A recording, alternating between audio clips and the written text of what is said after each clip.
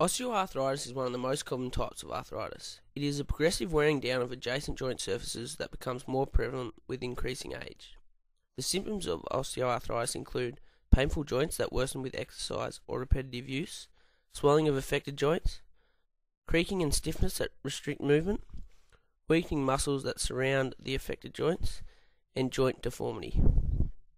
When my doctors diagnosed me with osteoarthritis at age 50, I'd been symptomatic for years.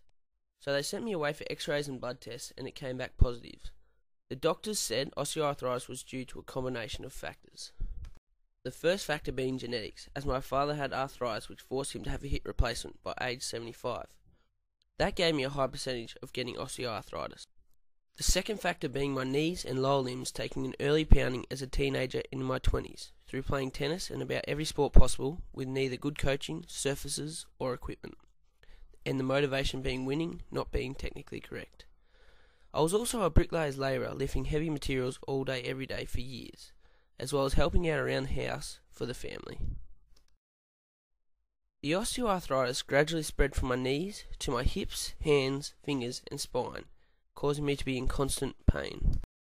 This affected my favourite activities of golf, lawn bowls and tennis, and by the age of 60 I had to give these activities up because getting around the course, court and green was impossible and caused immense pain in my knees and hips. I also couldn't grip the tennis racket or golf club with enough pressure to be effective. And even the simplest of activities were made difficult, which included walking, housekeeping, and picking up cups or small objects. Due to no physical activity through giving up golf, lawn bowls and tennis, and being in constant pain, by the age of 70 I had put on a staggering 30 kilograms, which put my already stressed joints and lower limbs under extra pressure, causing extra pain.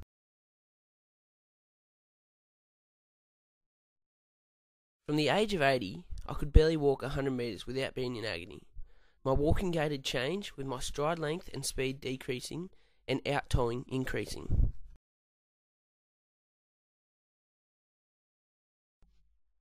I purchased a walking aid to help take pressure off the joints, increase balance and support, and reduce the risk of falls.